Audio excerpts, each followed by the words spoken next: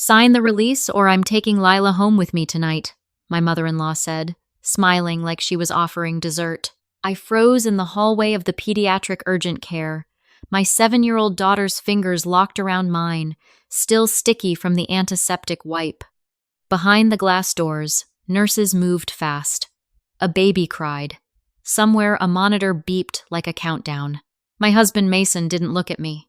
He looked at the clipboard, at the line where my signature would give his mother permission to supervise Lila for the weekend. I knew what that meant. Last time supervise meant Lila slept on a couch in a house full of strangers, while my mother-in-law hosted a party. Last time supervise meant Lila came home with a bruise shaped like an adult hand and a story that didn't match the mark. And now they were cornering me in a clinic, with my daughter limping and my husband acting like he couldn't hear her whisper, "Mom, don't let them take me." My name is Tessa, and I'm going to tell you what happened exactly how it sounded in my ears, ugly, fast, and way too quiet in the moments that should have been loud. Lila had fallen at school that afternoon. That's what the nurse said. Tripped on the playground. No big deal. But when I got there, her knee wasn't just scraped. It was swollen, hot, and she wouldn't bend it. She kept looking over my shoulder like she expected someone to follow us. I drove her straight to urgent care. Mason said he'd meet us there. He did 20 minutes later, already tense, already defensive, already texting before he even hugged his own kid. And then his mother arrived, Vaughn style. Perfume first, voice second, body last. Vivian always entered rooms like she owned the air. She even knew which urgent care we'd gone to our neighborhood has too, and she said the clinic name out loud like she'd been tracking us. That detail was small, but it didn't fit. I hadn't told her where we were. Mason hadn't texted me asking for the address, yet Vivian walked in like she'd been there first. She didn't ask Lila if she was okay. She asked me, "Why did you bring her here without calling Mason first?" That was the first wrong thing. The why wasn't concern. It was control. The second wrong thing was the envelope Vivian pulled from her purse like she'd been waiting all day. White paper, neat tabs, little sticky notes with arrows. It looked like something you'd bring to court, not a clinic. Mason took it from her without hesitation. "What is that?" I asked. "Just paperwork," he said, too quickly. "Mom's helping us organize stuff." Organize. That word should have been harmless. But my stomach tightened anyway, because in Mason's family, organize meant decide without you, and then call it reasonable. While Vivian flipped through her tabs, I noticed a brass house key taped inside the envelope. Our key. The one Mason and I kept on a hook by the door. My mouth went dry. Vivian didn't need that key, unless someone had given it to her, or unless she'd taken it. Vivian leaned down to Lila, finally acknowledging her like a prop. "Sweet girl," she said, touching Lila's hair without permission. "Grandma can take you home. You'll be comfy." "Mommy's been stressed." Lila shrank back. She didn't say no. She just gripped my hand harder until my knuckles went white. I watched Mason watch his mother. He wasn't looking at our daughter. He was checking Vivian's face like she was the weather, and he needed her forecast. The nurse called us in. Exam room 3. Small room, big paper-covered table, one rolling stool that squeaked when you breathed too hard. The doctor asked questions. Lila answered in tiny pieces.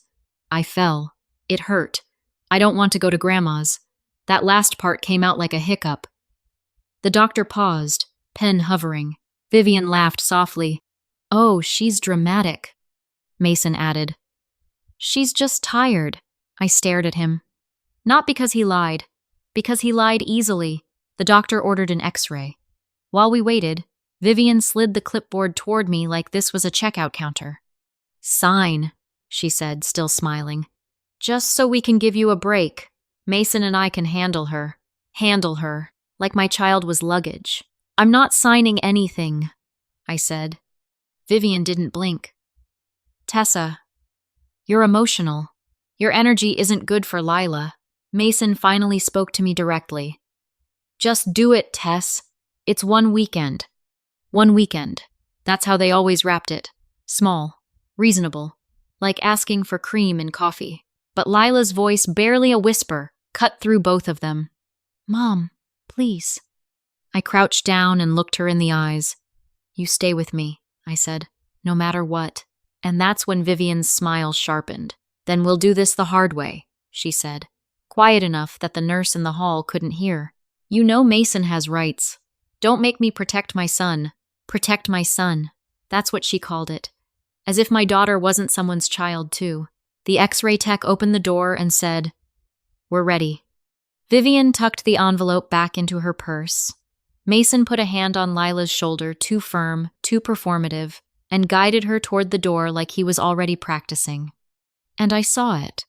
The little purple mark on the inside of Lila's upper arm, half hidden by her sleeve.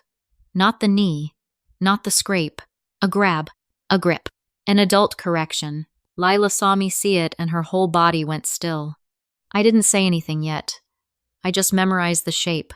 Because I knew, in that moment, this wasn't about a weekend. This was about taking my daughter from me and making her believe it was for her own good. If you want the rest, stay with me. And if you're watching stories like this, subscribe because what I found out next made the urgent care hallway feel like the safest place we'd been all week. The X-ray didn't show a break. Sprain, the doctor said. Rest, ice, brace. Normal words, safe words, words that should have let me breathe. But the doctor's eyes kept flicking to Lila's arm, to that faint purple thumbprint-shaped bruise. Do you know how she got that? He asked me. Careful. Vivian answered for me. She's clumsy, Mason nodded. She bruises easy. Lila stared at the floor so hard it looked like she was trying to disappear into it. I said, Can I talk to you alone? To the doctor. Not a request. A rescue. Vivian's smile didn't move. We're family, she said. No secrets. End quote. The doctor didn't argue. He just said, I'll step out with Mom for a second. Vivian's gaze snapped to Mason, the tiniest nod. And Mason, my husband, took that as a command and stepped in front of the door like a bouncer. My throat went dry. Mason, he didn't meet my eyes. It's fine, he said. We don't need to make this weird. Make this weird. Like the weird thing wasn't him blocking me from a doctor. The doctor waited. 1 beat. 2. Then he said, Sir, please. Mason moved, barely. Vivian's nails tapped her purse, a little rhythm of annoyance. Out in the hallway, the doctor lowered his voice. Your daughter seems scared. Yes, I said, and my own voice surprised me. It came out flat, like I'd been holding it down for years. He asked, Is she safe at home? Home. That word hit different, because I didn't know anymore. I said, I thought she was. He nodded like he'd heard that sentence too many times. Then the wrong detail surfaced, the one that made everything tilt. Your insurance card, he said. The one on file. It lists Vivian Vaughn as primary guardian. I stared at him. What? He showed me the screen on his tablet. There it was. Vivian's name, her address, her phone number. Not mine. Not Mason's. Vivian's. I felt heat crawl up my neck. That's not possible. The doctor looked sympathetic, but firm. It's what the system says. It was updated 2 months ago. I asked the doctor who requested the change. He glanced at a field and said, It was submitted through your online portal. Our portal. The one only Mason and I were supposed to have access to. Vivian didn't just help. She had our login, or Mason handed it over. Either way, she'd been inside our life, clicking boxes that rewrote reality. 2 months ago. 2 months ago, Vivian had offered to help with paperwork when Mason switched jobs. 2 months ago, he told me not to worry about forms because Mom's good at that stuff. I walked back into the room and looked at Mason like he was a stranger wearing my husband's face. Why is your mother listed as Lila's guardian? I asked. Vivian answered, sweet as syrup. Oh, honey, it's just for convenience, so I can pick her up if something happens. That's not convenience, I said. That's guardianship. Mason rubbed his forehead like I was giving him a headache. You're spiraling. Spiraling. Another family word. It meant, stop reacting to what we did. Lila sat on the paper table, legs dangling, brace half on, her eyes glossy. She whispered, she made me practice. I blinked. Practice what, baby? Vivian's head snapped toward her. Lila, she warned, still smiling. Lila's mouth trembled. What to say if a lady asks questions? Grandma said I should say Mommy forgets things. Mommy gets mad. Mommy yells. My heart stuttered. I had yelled once last week after finding Lila's hair cut uneven, jagged, like someone took scissors in anger. Vivian had said it was just bangs. Now I saw the pattern. Literally. Mason's voice hardened. Lila, stop. I stepped closer to my daughter. No. Keep talking. Vivian's smile finally cracked. Tessa, don't interrogate her. You're upsetting her. Good, I said, and I shocked myself. Because she's been upset and nobody cared. Lila looked up at me, and for the first time that night, her eyes begged for permission to tell the truth. She said, if I live with Grandma, I'll have nicer clothes, Lila whispered. And you can rest. She said you're tired of me. I felt something in me go cold, then sharp. Vivian had been planting this like seeds in a kid's head, and Mason had been letting her. The doctor came back in with discharge papers.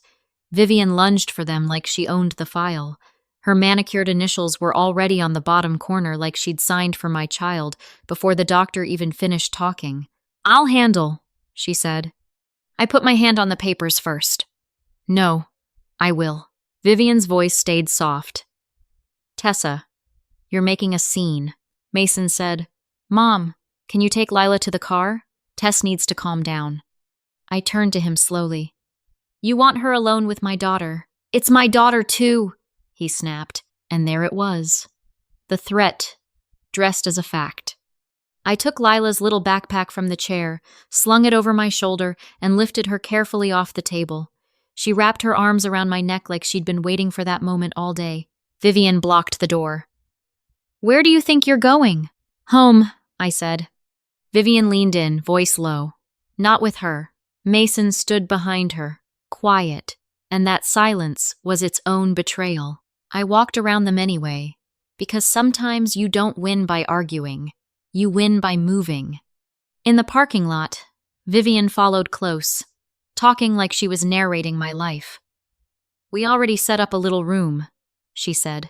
Fresh sheets, a booster seat in my SUV. I even bought her the same knee brace in pink, so she'll feel special. A booster seat? Lila hadn't ridden with Vivian in months.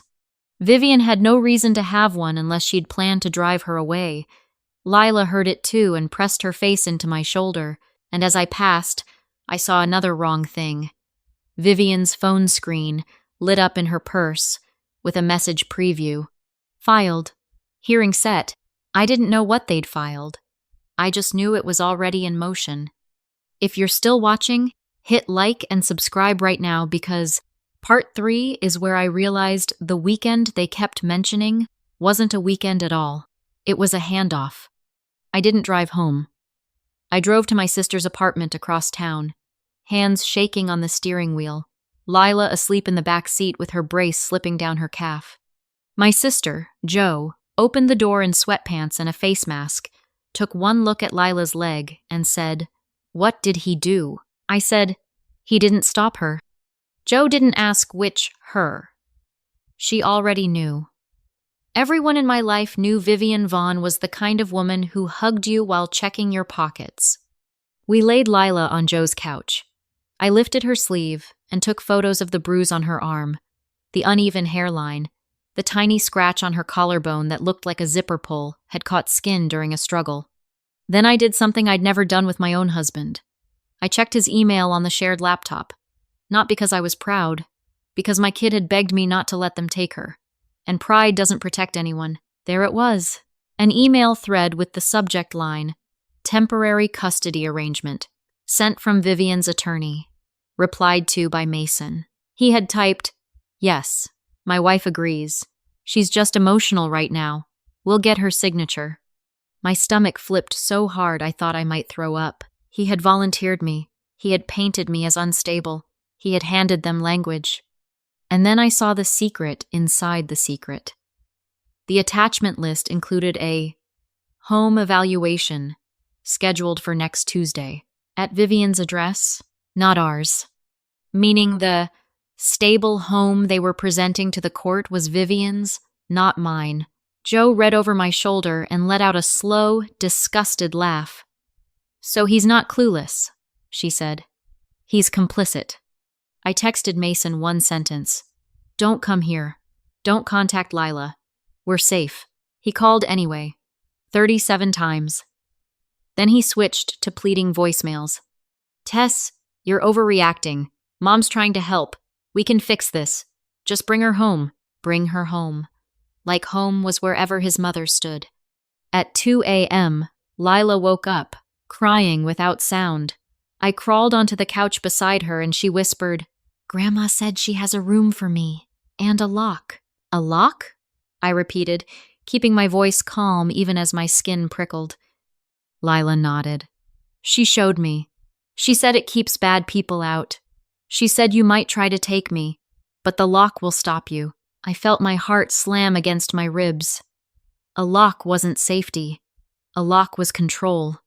I asked, Did Grandma ever leave you alone with someone? Lila hesitated, then said, At the party. At her house. She said it was networking. The lady with the red nails took pictures of me. My throat tightened. What kind of pictures? Lila shrugged helplessly. Me holding a sign. She said, smile. Grandma said it was for a family brand. A family brand. Vivian ran a local real estate firm and treated her life like marketing. She posted grandkid content like it was currency. I remembered the last time Vivian hosted a client mixer and insisted Lila wear a white dress and stand by the staircase, greeting adults like a tiny hostess. I hated it, Mason said. It's harmless. Now my daughter was telling me a stranger took pictures and Vivian called it networking. I pulled up Vivian's public Instagram with shaking fingers. Scroll. Scroll. And there it was. A post from 3 days ago. A photo of Lila. Taken at Vivian's house. Caption. Future little star in the Vaughn family. The comments were strangers. Men. Heart emojis. So cute. Beautiful girl. One account with no photo wrote, DM me. My vision tunneled. I reported the post. I screenshotted everything. I saved usernames. Then I found the wrong detail that made my blood run ice cold. The location tag wasn't our city. It was a suburb 2 hours away, meaning Vivian had taken my daughter out of town on a sleepover I thought was at her house. Meaning she'd already tested how far she could move Lila without telling me. Joe said, We need a lawyer. I said, We need the police. Joe said, We need both. By noon, I was sitting in a cramped office across from a family law attorney named Pilar, who didn't waste time comforting me. She asked for dates, screenshots, names. When I hesitated, she slid a yellow pad toward me and said, Write it like you're building a case, not like you're begging to be believed. I told her about the Guardian update. She nodded. That's a paper trail. I told her about the school forms Vivian had filed before. Joe pulled up an old email. A permission slip Vivian had forwarded last semester with my signature typed in a font I would never use. Pilar's eyes narrowed. That's not just manipulation, she said. That's forgery. Then Pilar asked the question that made my throat close. Has your husband ever threatened to keep her from you? I opened my phone and found a text Mason sent after our last fight. If you leave, you won't take Lila. I'll make sure of it. Pilar stared at it for one long second and said, Okay, now we move like you're already in court because you are. By morning, I had 3 appointments. A family law consult, a meeting with Lila's school counselor, and a call with a child advocate hotline. And right as we were packing snacks and documents, my phone buzzed with a notification from a number I didn't recognize. It was a court reminder. Temporary custody hearing. 9 a.m. Friday. Friday was 2 days away. They'd filed without telling me, and the system assumed I already knew. My hands went numb around the phone. Because now it wasn't just Vivian and Mason whispering in clinic hallways. It was official, and the next move could decide whether my daughter slept behind that lock. If you want to know what I did in those 48 hours and what Vivian tried to do at Lila's school, stay with me. And yes, subscribe if you need the next part the second it drops. You're going to want to hear this. The next day, I walked into Lila's school like I was carrying a bomb I couldn't set down. The office smelled like crayons and copier toner. Kids' artwork covered the walls, handprint turkeys, crooked hearts, a poster that said, "Kindness is cool" in bubble letters. I wanted to believe it. I signed in. I asked to see the counselor. I asked to update Lila's pickup list. The secretary smiled too brightly. "Oh, you don't need to," she said. "Grandma already submitted the new forms." My body went cold. "What forms?" She turned the monitor so I could see. Vivian's name, Vivian's address, Vivian's signature, and next to "authorized for pickup" in bold, Vivian Vaughn, Mason Vaughn, and my name with the wrong phone number. Vivian had put a number that wasn't mine, a dead number, a number that ensured nobody could reach me if someone tried to take my child. I swallowed hard. "This is not valid," I said. "That signature isn't mine." The secretary's smile wavered.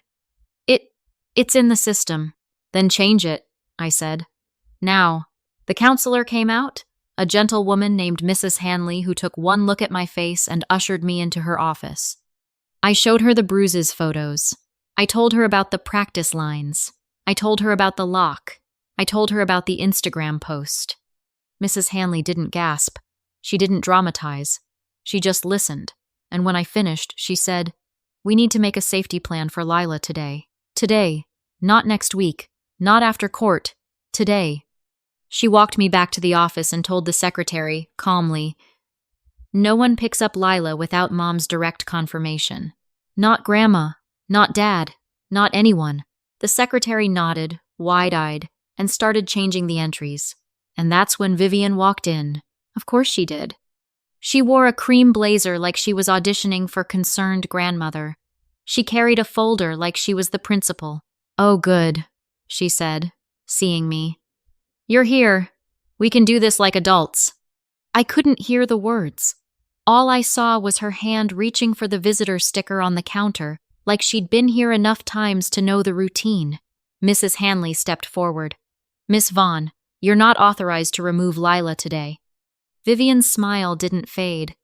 "I'm her guardian," she said. "No," I said, loud enough that the secretary flinched. "You forged my signature."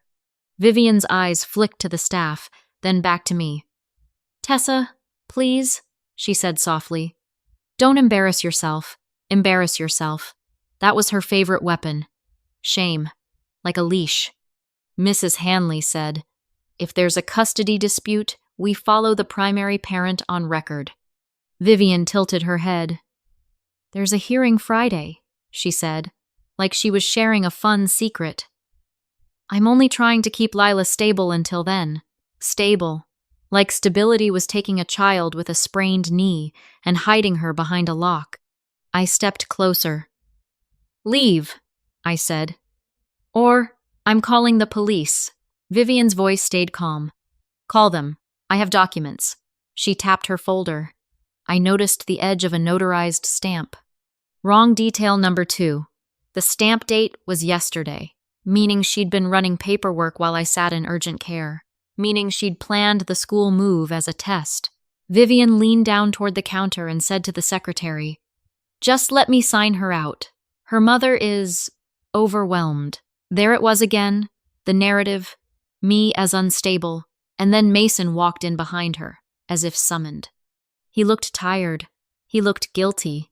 He looked like he wanted to be the victim of this story so badly. "Tess," he said, "can we not do this here?" I stared at him. "You were going to take her from school." He didn't deny it. That's what cracked me open. He just said, "Mom thinks it's best until Friday." Until Friday. 2 days. 2 days could become forever if they got her into that locked room and told the court I'd withheld her. Mrs. Hanley said, "Sir, I need you to step back." Vivian's jaw tightened for the first time. She wasn't used to being told no by people who didn't need her. I pulled my phone out, hit record, and said, "Say it again. Say you're here to take my child against my consent." Vivian's eyes narrowed. "You're being dramatic." "Say it," I repeated. Mason finally spoke, quiet. "We just want her to be calm." And Lila's small voice came from the hallway behind them. "I don't feel calm with Grandma." She was standing there with her teacher, brace visible, backpack hanging crooked.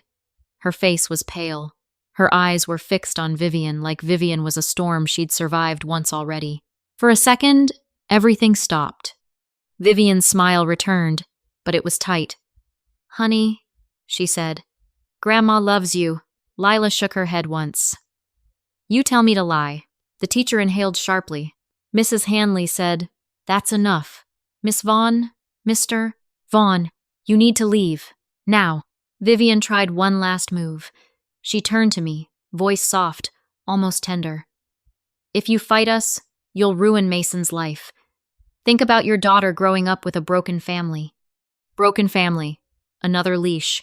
I swallowed the rage and said, "My daughter already has a broken family. I'm just done pretending it's not broken." I picked Lila up right there, in front of everyone. She wrapped around me like a koala, shaking. We walked out. We didn't run. We walked, because I wanted them to see. I wasn't hiding. I wasn't unstable. I was a mother choosing safety. That night, my lawyer filed an emergency response, attached photos, attached school records, attached screenshots of Vivian's Instagram, attached the clinic guardian listing. And at 11:47 p.m., I got an email from Vivian's attorney. Subject line, offer. The offer was simple. Drop my objection. Let Vivian have temporary placement. In exchange, they wouldn't pursue allegations about my mental state. They were threatening to call me unfit. I stared at the screen until my eyes burned. Because I realized the real fight wasn't Friday. The real fight was what they were willing to say about me to win. And the worst part? They had one more weapon I didn't see coming, something Vivian had been collecting for years. Stay with me for part 5, because the hearing didn't go the way anyone expected, and the thing that saved us wasn't money or luck.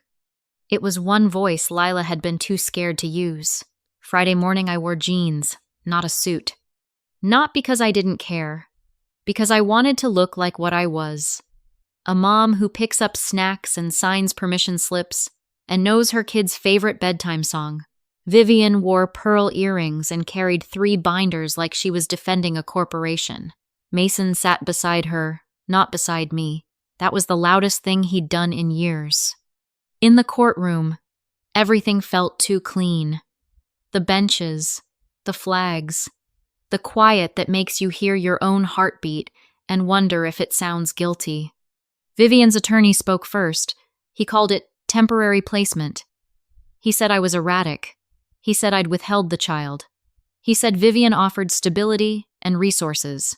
He slid photos toward the judge. Photos of my apartment taken from the street, my car, my trash can on pickup day, a picture of me carrying groceries, mid-step, looking tired. Vivian had been collecting evidence of my life like it was a crime scene. Then he played a clip. My voice, raised, from a year ago, a video Mason had recorded during an argument about money. In the clip, I said, "I'm done. I can't do this anymore." The attorney paused dramatically. "Your Honor, we believe Miss Carter is unstable and may pose a risk." I felt my face burn. I looked at Mason. He stared straight ahead. That was Vivian's last weapon. Moments taken out of context, turned into a story. My lawyer stood and spoke calmly. She didn't attack Vivian. She didn't call names. She built a timeline. Urgent care guardian listing. 2 months ago, without my consent. School pickup forms forged. Changed phone number. Documented by staff. Instagram post with strangers' comments. Screenshots. Photos of bruises. Dated. Time-stamped. A recorded audio clip from my phone Vivian in the school office saying, "I'm her guardian," and and then Mrs. Hanley testified. Quiet, professional, clear. She said Lila reported being told to lie. She said Lila expressed fear of going with Grandma. Vivian's attorney tried to dismiss it. Children misunderstand. The judge leaned forward. "We will hear from the child advocate," she said. A woman in a gray cardigan stood. She'd met with Lila the day before in a small room with toys and a box of tissues. She said, "Lila is articulate. She is consistent. She is afraid of being taken away." Vivian's smile twitched. Then the judge did something I didn't expect. She asked, "Would Lila like to speak, briefly, through the advocate?" My chest tightened. I didn't want my daughter on display, but I also knew her voice was the thing Vivian had spent years trying to silence.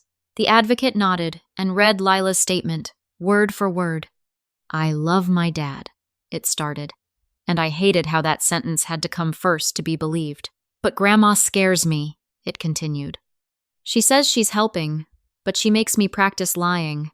She told me Mommy is tired of me. She showed me a room with a lock and said Mommy can't get me. I don't want to live in a locked room."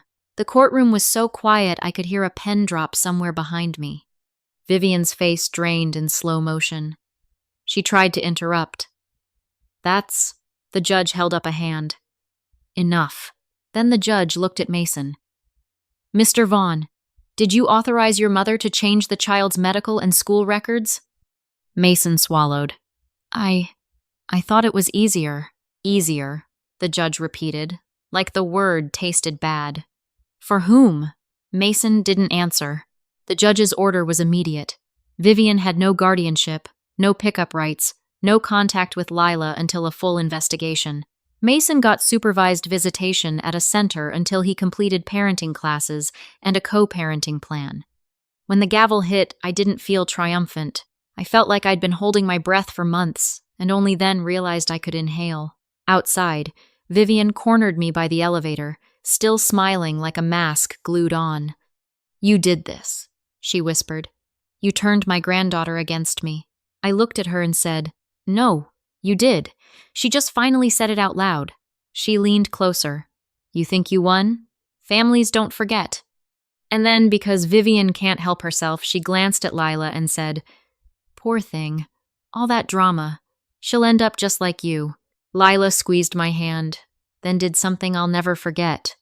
She stepped half a pace forward and said, clear as a bell, "Don't talk to my mom." A bailiff looked over. Vivian's smile froze. We walked away. We went home to Joe's couch for one more night, because safety isn't a feeling, it's a plan. I changed the locks. I set up a new school password. I deleted every shared account Mason had access to. I learned how to live without waiting for someone else's mood. And Mason? He texted me that evening. I didn't know it would go this far. The supervisor at the visitation center later told me, gently, "It's common for controlling relatives to use help as a cover. You did the right thing." I stared at that line for a long time. Because that's the thing about people who let harm happen. They always act surprised when it finally has consequences. In the last weeks, Lila's bruises faded. Her limp disappeared. Her laugh came back in small bursts, like it was testing whether the air was safe. She started sleeping with her door open again, and I started sleeping without my phone under my pillow. If you've been through anything like this, I want you to tell me, where do you draw the line between family help and control? Would you cut off a parent or in-law to protect your child, even if it blew up the whole family? Drop your answer in the comments, share this story with someone who needs it, and subscribe because the next one might help you spot the red flags before a child has to.